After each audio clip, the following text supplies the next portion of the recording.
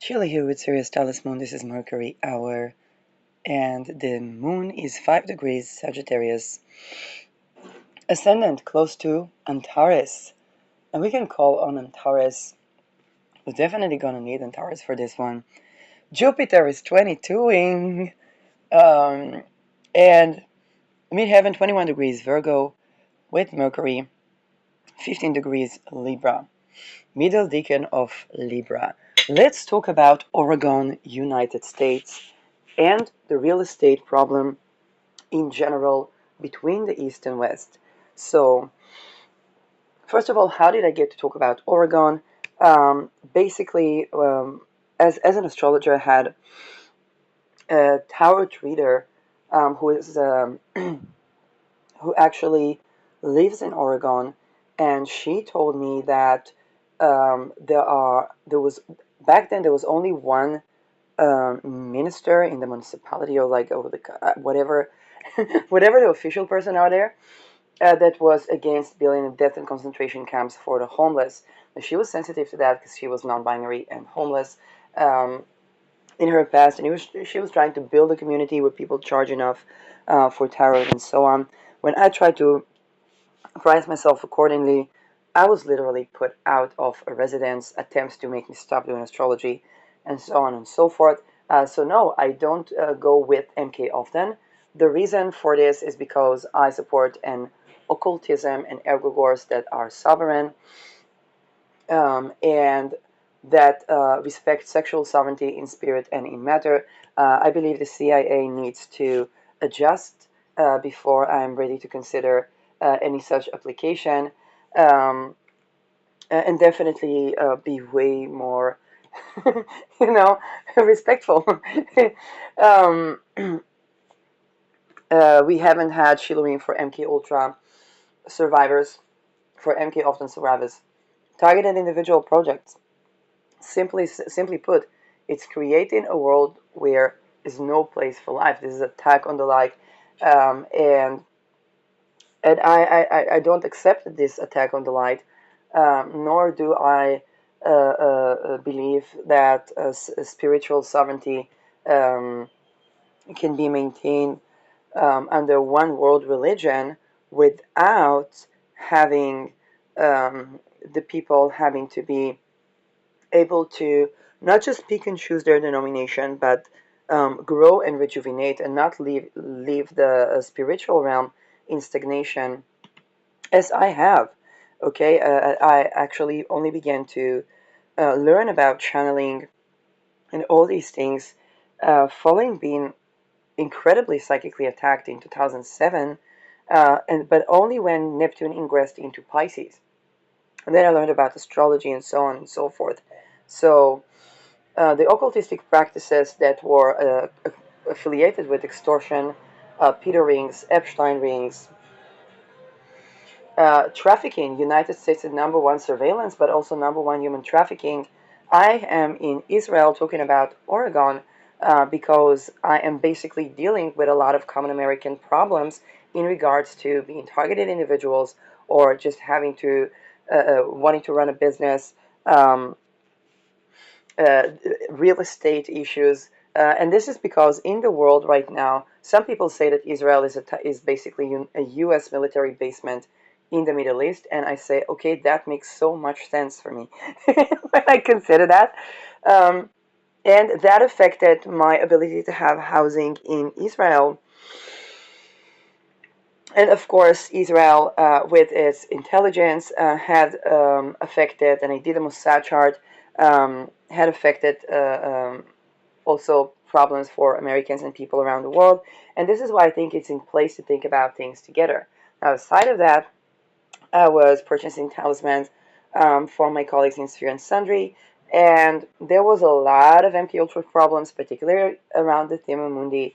Um, and when I addressed that, there was like, so one would say, okay, what can they do? But the other thing is that I don't think a company can sustain with the things that are happening with the real estate, both in my place and I saw that this thing happening in Oregon, which helped to reduce lack of trust and animosity that could have been created. Because, like, are they trying to Are they trying to prevent me from being an astrologer? Are they trying to traffic me? Are they involved with MK Ultra? Are they, they're occultists? What is happening? So this is what I like to put the things in the light. That was my experience. The many things that help to tap into certain egregores. It's very important to understand that, because as people who practice magic and practice occult, um, we try to basically do our things sovereign, and there's a lot that has been done from the place of Sir and Sundry, and there are a lot of challenges that I just look at them and see, okay, this is the challenge, those are the things that can happen, um, and this is what we can do about that. But let's talk about real estate in Oregon. There have been several cases that I ran into attempts to confiscate estate in Oregon. Um, uh, One of the recent cases was a landowner that has his heart and soul into the soil, and I know that because when I lived on the property, it was the first time that I worked the land, and I'm not the first time. I mean, when I was in my childhood, there was another time when I did that, but this one, no problem with the water. Then I basically learned about the half moon digging into the soil so that I wouldn't have to water and grow the natural habitat that would support the climate and basically regenerate the area, regenerate the wealth. I did not know I lived in an apartment associated with Epstein trafficking ring, which basically, but I was aware that there are natural resources and they want to dig them up uh, um, in the Dead Sea. Okay, so a lot of people think that they can have acquire the estate, so they can have the right to harvest the minerals, or however it works in the United States. With everything that's happening and the involvement of China, that's not the ground field that they're playing. But the more people are aware globally and talking about that, the more all of our housing problems, assets, and also legacy issues can be addressed in that regard. And so I was working the land, and basically there were done incredible rituals until a year later I would be receiving a message that there were rituals of humiliation. They're basically trying to recruit me into the masonry. And they have humiliation rituals, they have trafficking rituals. Everybody is trafficked and MK Ultra up to a certain rank. And since I dealt with occultism, there was a desire for me to do MK often. And here is why I don't do MK often, and I don't participate in like killing, raping people, and so on and so forth, um, or kidnapping them, forcibly putting them on drugs, and then they look like the drug addict, um, and then they become a targeting individual. So when I saw, and basically for the people that didn't have land, uh, if you didn't have land, then this is so important to understand that connecting with the land um, is vital. And even as an Israeli, I can say most Israelis live in skyscrapers or in the city, and those that do not have land are basically not even thinking to grow the land or to grow fruits or to grow crops. They're not exposed to the spraying that kills even the tomato. That killed a tomato for a colleague of mine, Krasia Tasio, in Bulgaria. And tomatoes are so resilient that when we had the 7th of October war, for 2 weeks I was out of home, horrible rituals done on me, horrible attempts to kidnap me, astral rape and whatnot. And then because part of the talismans that I was working with was the Timamundi, then they began to be attacks around that. Um, and eventually to the point where okay, a lot of segments of many egregores try to attack that light. Now I'm not familiar with the work deep and thorough with the work of Sir and Sundry, so I don't know everything. Everybody, maybe there are things to transmute, maybe there are practices to transmute, I don't know. Everybody to their own. in that sense. But when we're building an egregore, sovereignty is important. Sexual sovereignty in spirit and in matter. Having land, okay, having land is important. The ability to make an income in a sovereign way, in a sexually sovereign way, okay. The ability to make an income from something that is correlating with my own passion. And there were even attempts to try to delineate what kind of sex worker I would be. And the question is none. Not a none, but none. Which perhaps promoted me talking about sexual sovereignty in spirit and in matter even more, because I'm just not compatible with trafficking, because no one is.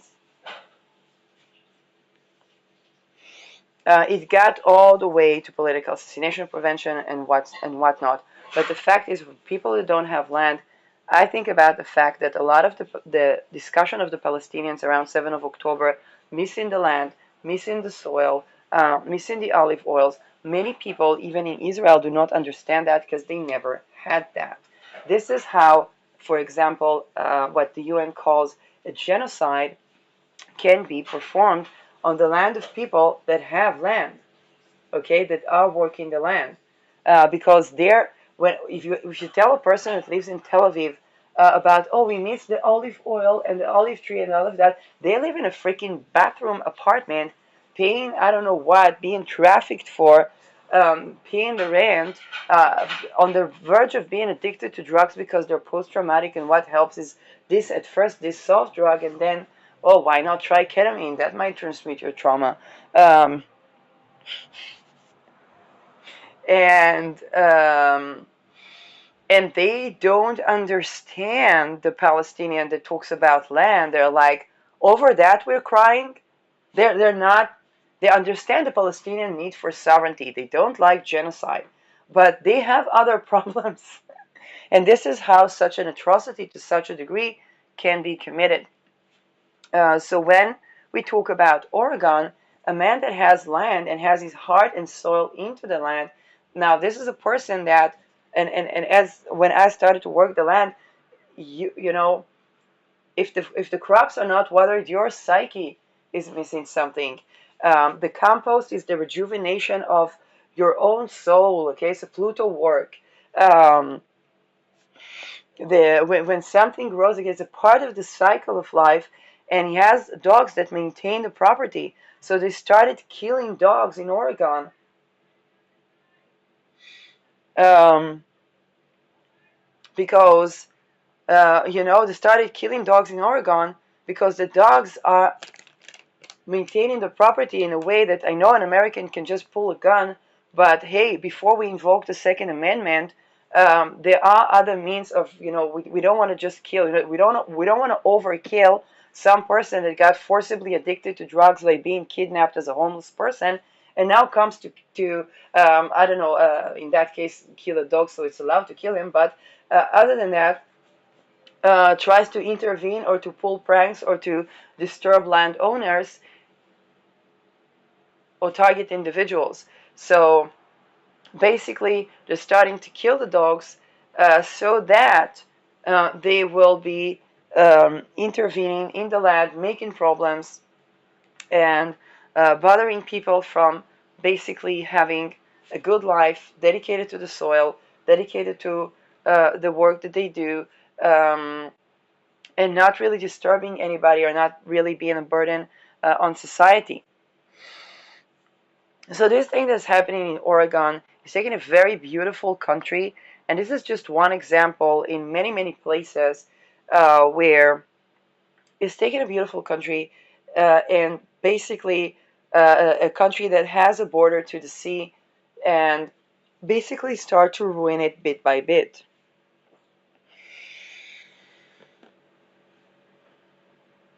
Now, here's the thing. I mentioned again, another thing that I saw, and I don't know which country was that one. A person living, bought a property, planning to build. Now this was their hometown. Okay, so you know the municipality from school. He was told that he can stay on an RV in his own owned property. Now, because they're killing the RVs, a lot of homeless people live in RVs, working people. They live in RVs. Now, no matter where you live in the world, you should hear about that, because this is the problem where a lot of people come from. Let's say people are going to escape Soviet Russia, Soviet China, okay? They're going to escape those places, vying for more independence, and the problems of the people that do have should concern you, because hey, like, you want to have that freedom, so you should be also considering those problems. And those that have that freedom, also it's important for them to tap into the problems that those that don't have, let's say, even a nationality um, or housing and so on and so forth. Um, that alone is going to help to tackle the next division that they're creating, which is the commies versus the property ownership. Um, and they're already making it impossible to own property.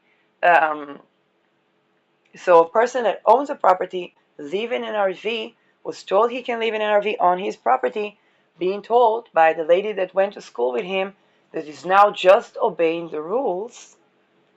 Okay? Kinda Nazi, but she went to school with him. He went to school with her. So he's like, oh, she's just doing her job, telling him he must evacuate his RV from his property. And what does he do at that point? Evacuates the place and begins to build, to continue to plan where the barn will be, where this will be. And you know what? I know that coping mechanism. It's just a small thing that you can't live on your property with your own RV. We'll get through that obstacle. And American, they are builders. And you think about the barn that you will have, and you're like, that's just a small obstacle. No, it's not a small obstacle, because by the time you build that barn, and I see the caption, I see the beautiful views, and I see the clouds. Those clouds are not going to be there forever. Where I lived on the land, now at first it comes like that. The summer comes, and I don't have to water the crops. And I'm like, oh, that's interesting. But then they ruined the soil and the crops wouldn't grow. That's what happened to Krasia Tasio. If I wouldn't have this colleague in Bulgaria that talks about these things, and she's having a farm. By the way, Krasia has a lovely channel where she shows how to make the ritual bread. And I was introduced to completely new ingredients that I never heard of before. And she can teach you how to make your tasty comfort food with ingredients that are actually good. Good for you. Um, so that's a lovely, lovely channel that I recommend. I know she was doing a weight loss challenge, and indeed she looks more glowing. So I really recommend you watching her. Um, Now, when it comes to being interconnected, things are done to try to prevent people from actually having access to the internet and being able to communicate in this fashion, and being able to have a think tank, and being able to just to talk about things rather than think thoughts and get into paranoias. And yes, to address the places where there are genuinely and authentically attacks on the line. So when somebody's being told it's their own property, and this is where I have to say to such people, because I know it happened to more than one person. Somebody gets you evacuated. Let's say you can't pull an entire World War, battalion in their face, so you evacuate. Okay, but it's your property. Now, first of all, it's a telltale sign that they want to confiscate the property, either for some 2030 thingy, or there are minerals and they want to mine the minerals. They're much more comfortable with you not being on your own property. And if it's going to take you some time to plan, to this, to that, If you don't sleep on the property, they can do rituals on your property. And I know that because it was done to me. I was renting an apartment, and before I came to the apartment, there were rituals done. And when I was doing rituals, there were attempts to ruin. What I mean, when I was purifying the place, so there was a ritual of purifying the place. There was attempt to create intentions in those, in that ritual that are not my intentions, or to try to tweak my intentions around purifying the house, so that I will not have the ability to grow. There would be some sort of humiliation ritual. In that case, there was already a sitting, it was an apartment, but when it's your land, when it's your soils, basically when you're not on the land, they're going to try to do rituals to humiliate you, to prevent you from growing, and that's perhaps how they got to keep a person from sleeping on the territory with their RV. And here's another thing. Let's say you build your barn. First of all, we talked about the spraying in the clouds. Let's say a part of your family in some Ekveld lost all their property. And they say, could we live on an RV on your land, just in the meantime, until we get along? We have a business, we have a this, we have a that. And you're like, hey, no problem. I actually need people to work in the barn. Can you help me and be there? Well, that's lovely. They're going to live in an RV first. Oh, wait, problem. They can't do that. Who are you going to turn to for approval? The Nazi authorities that just obey the rules? Now, if this is somebody's hometown village, the village still has the power to unite. And I believe there are going to be a lot of unions around those villages. But this is where, because if you're landowners, okay, there are homeless people. And they're just going, these homeless people are just going to things, this is property owners' problems. And what will be promised to them is that they will inherit this land. How do you think they got so many Israelis to go into Gaza and risk their lives, other than the fact that the army is mandatory and it's literally okay? But how did they got so many Israelis to support that? To not just strike and say, wait a second, we have targeted individuals, we have informants, before we even go into Gaza, let's go into Nachlaot, let's go into the villages where they want to put those Epstein supporters.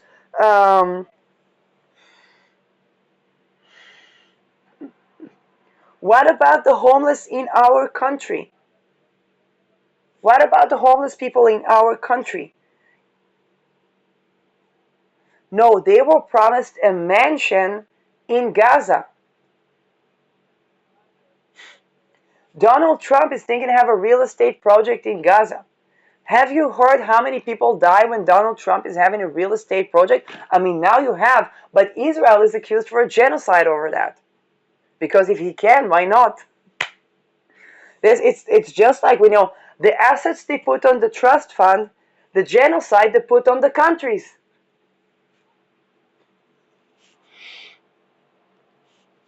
Now, when you show a person, a person, even if you live in Oregon, you're going to be seeing, I don't know, American daughters being ritually raped, sacrificed. I mean, that happens in Ivy League every day, but in the fraternity parties where you pay your rent, where you pay your entire psyche to save for your children to go to school.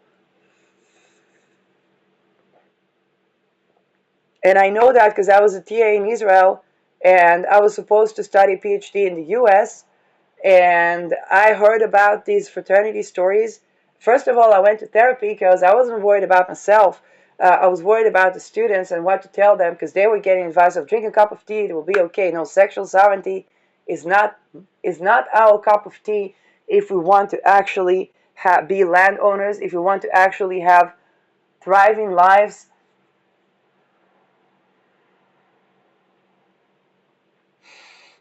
Sexual sovereignty violation is not the cup of tea of anybody that wants to have a joy of living in their heart and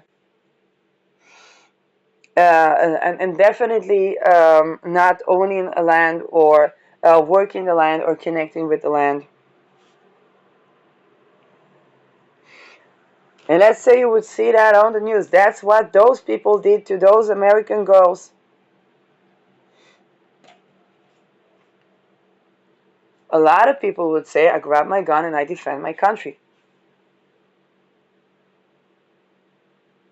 That's how, it's that simple and it's that easy.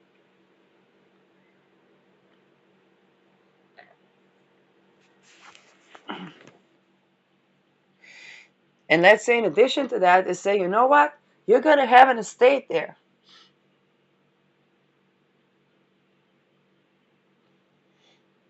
And it makes sense because it becomes moral. It's like, hey, those people, look at what they do to people. Now, if we kill all of them, that makes sense because then we'll live there, we better, not knowing that what's happening in that the so-called drug addict that makes problem around the block probably was a whistleblower, probably was a researcher, probably was given some contribution, and then they were kidnapped or had to go to move to another, had to immigrate to another country because they did not like the corruption.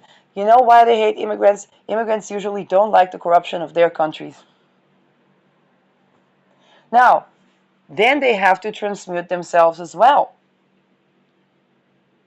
Okay, if immigrants are still raping women, still this, still that, and they're like, they don't like the corruption of the government, it's like, fantastic that you work against the corruption of the government, but you also, okay, and that is, but then when people are kidnapped, given drug concoctions and so on and so forth, that starts where you have a mental crisis, you take your loved one, the doctors give so and so pills, sometimes it's not even the same pills, but so and so pills, and then you take the pills and the doctor tells you, please make sure that they take the pills because otherwise they can kill themselves. So you really make sure that they take the pills, not knowing that those pills are the ones that they're going to create so much turmoil inside themselves that either they're going to kill themselves or they're going to become violent because they need to get the toxin. It's an adrenaline trauma response that they need to get the toxin out of the body.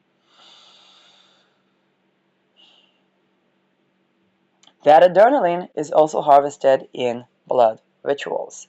Um, so now that we got a little bit of more of understanding, um, if you're a landowner, pay attention to these things, and if you can take at least one homeless person on the land, most homeless people are working, one homeless person on the land, and get them to start dealing with your problems, but you're gonna have to write part of the property. Do it now. If you have big enough land, try to have an RV length with some yard space of the property, divide that, and register it on that homeless person. Now you might think, oh my God, I'm losing money, I'm losing party. No, you don't. You're getting another person in on you on the side of the landowners. Now, if you are a homeless person, or homeless in the sense of not having, because you're living rent or whatnot, start being interested in the problems of people that have property and start tending to these problems. A lot of you are targeted individuals. Targeted individuals, we're tending to that. I also address that. I also deal with that. But that's the fact that we think those are rich people's problems. And the rich people thinking those are poor people's problems. They made bad choices or whatnot. Just see, if you can't register that part to a homeless person, it means you wouldn't be registering it. You would not be able to do that with your family. Now, a lot of you live in an illusion of security. And here the person that had a property was told that he can leave, probably made the business deal knowing that he can put an RV on the property. The money time arrives and he's being evacuated by someone he went to school with. That's just doing her job, while keeping to plan on the barn. That guy is homeless. He doesn't know that yet.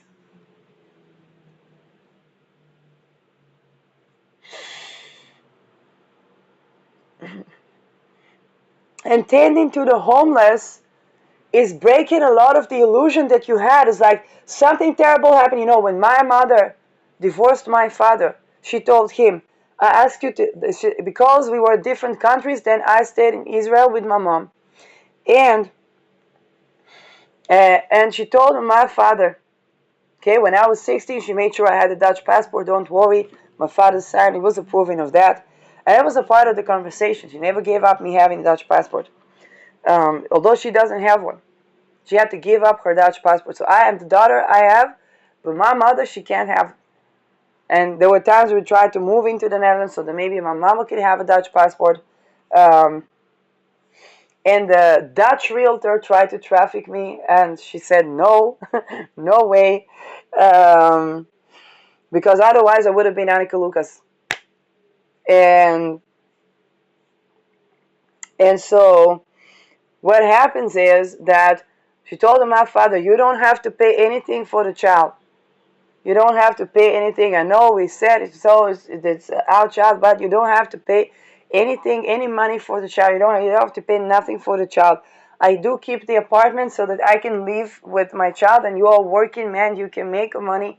And they settled that. It was not easy. Divorces are not easy. People being in a foreign country are very isolated. It's not easy. But they settled that. Indeed, she never asked the money. Nothing. She was help. She asked her parents for help. She went to work, dealt with all the things that a single woman, a single mother deals with in trying to raise a child. Eventually, at the subprime crisis, we lost our ability to buy a house.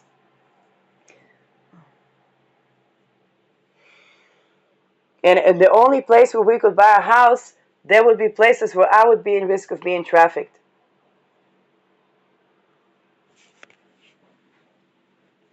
So, when she bought the house, she said, at least, and she told me that when I was young, when I was a child, she told me, at least I know my daughter will have a house. So many of you are landowners, and you have a lot of land. Sometimes it looks like more than you need, because I know a lot of you have in your mind, at least I know my children will have property. At least I know my children will have land. Not looking to be a Donald Trump, not looking to be anybody. At least I know my children will have a house. Now, when you help the homeless people, you understand, you begin to break those illusions.